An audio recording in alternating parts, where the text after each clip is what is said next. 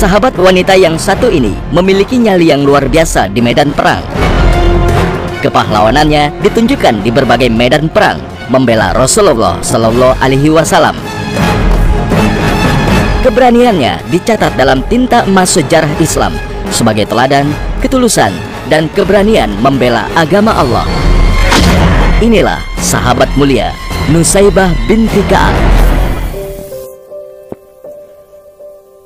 Kisah ini adalah kisah tentang seorang wanita yang mulia. Namanya adalah Nusaybah binti Ka'ab radhiyallahu an. Nama beliau tercatat dalam tinta emas penuh kemuliaan. Bahkan kematiannya mengundang ribuan malaikat untuk menyambutnya. Hari itu Nusaybah sedang berada di dapur. Suaminya Sa'id sedang beristirahat di bilik tempat tidur. Tiba-tiba terdengar suara gemuruh bagaikan gunung-gunung batu yang runtuh. Nusaybah menerka, itu pasti tentara musuh. Memang beberapa hari ini ketegangan memuncak di kawasan Gunung Uhud. Dengan bergegas, Nusaybah meninggalkan apa yang sedang dilakukannya dan masuk ke bilik. Suaminya yang sedang tidur dengan halus dan lembut dia kejutkan. "Suamiku tersayang," Nusaybah berkata, "aku mendengar pekik suara menuju ke Uhud. Mungkin orang-orang kafir telah menyerang." Sa'id yang masih belum sadar sepenuhnya tersentak. Dia menyesal mengapa bukan dia yang mendengar suara itu, malah istrinya. Dia segera bangun dan mengenakan pakaian perangnya. Sewaktu dia menyiapkan kuda, Nusaybah menghampiri. Dia menyadarkan sebelah pedang kepada Sa'id. "Suamiku, bawalah pedang ini. Jangan pulang sebelum menang," katanya. Sa'id memandang wajah istrinya. Setelah mendengar perkataannya itu, tak pernah ada keraguan padanya untuk pergi ke medan perang. Dengan sigap dinaiki kudanya itu, lalu terdengarlah derap suara langkah kuda menuju ke utara.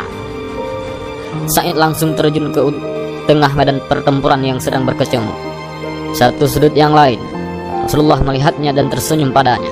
Senyum yang tulus itu semakin mengobarkan keberanian Sa'id. Di rumah, Nusaybah duduk dengan gelisah. Kedua anaknya Ammar yang berusia 15 tahun dan Sa'ad yang 2 tahun lebih muda memperhatikan ibunya yang dengan cemas.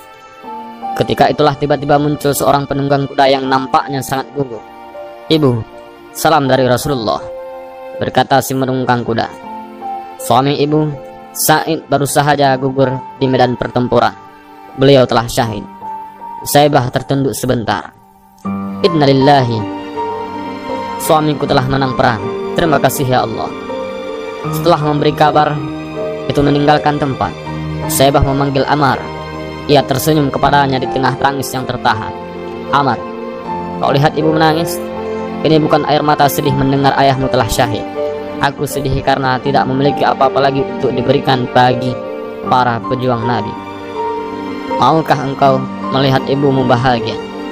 Ammar mengangguk, hatinya berdebar-debar. "Ambillah kuda di kandang dan bawalah tombak.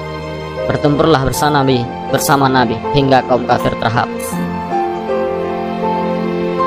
Mata Ammar bersinar-sinar. "Terima kasih ibu. Inilah yang aku tunggu sejak dari tadi. Aku ragu seandainya ibu tidak memberi peluang kepadaku untuk membela agama Allah." Putra Nusaybah yang berbadan kurus itu pun terus menerapkan kudanya mengikut jejak sang ayah. Tidak terlihat ketakutan sedikit pun dalam wajahnya. Di hadapan Rasulullah ia memperkenalkan diri. "Ya Rasulullah, aku Ammar bin Sa'id. Aku datang untuk menggantikan ayahku yang telah gugur." Rasul dengan terharu memeluk anak muda itu. "Engkau adalah pemuda Islam yang sejati, Ammar. Allah memberkatimu." Hari itu pertempuran berlalu cepat. Pertumpahan darah berlangsung hingga petang. Pagi-pagi seorang utusan pasukan Islam berangkat dari perkemahan di medan tempur. Mereka menuju ke rumah Nusaybah. Setibanya di sana, wanita yang tabah itu sedang temanggu-manggu menunggu berita. "Ada kabar apakah gerangan?" serunya gemetar ketika sang utusan belum lagi membuka suaranya. "Apakah anakku gugur?" Utusan itu menunduk sedih. "Betul. Innalillahi." Nusaybah bergumam kecil. Ia menangis. "Kau berduka, ya Ummu Ammar?" Nusaybah mengaleng kecil. "Tidak. Aku bahagia. Aku gembira. Aku hanya sedih. Siapa lagi yang akan kuberangkatkan? Saat masih anak-anak." Mendengar itu, saat yang sedang berada tepat di samping ibunya menyela, "Ibu, jangan remehkan aku. Jika engkau izinkan, akan aku tunjukkan bahwa Sa'ad adalah putra seorang ayah yang gagah berani." Nusaybah terperanjat. Ia memandang putranya. "Kau tidak takut, nak?" Saat yang sudah meloncat ke atas kudanya menggeleng. Yakin sebuah senyum terhias di wajahnya. Ketika Nusaybah dengan besar hati melambaikan tangannya, Sa'ad hilang bersama utusan tentara itu.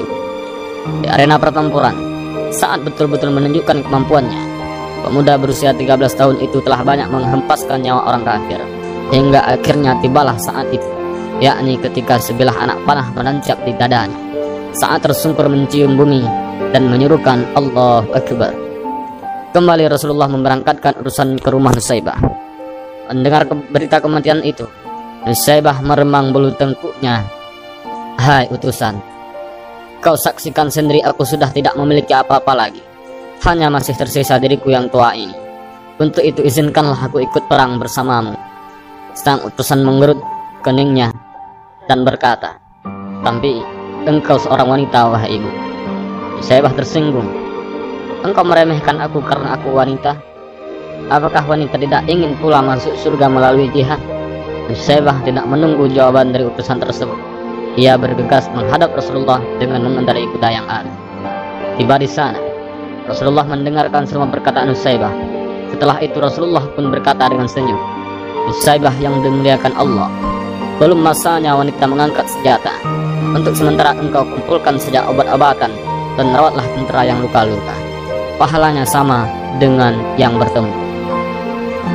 Mendengar penjelasan Nabi demikian, Nusaybah pun segera menenteng obat-obatan dan berangkatlah ke tengah pasukan yang sedang bertempur.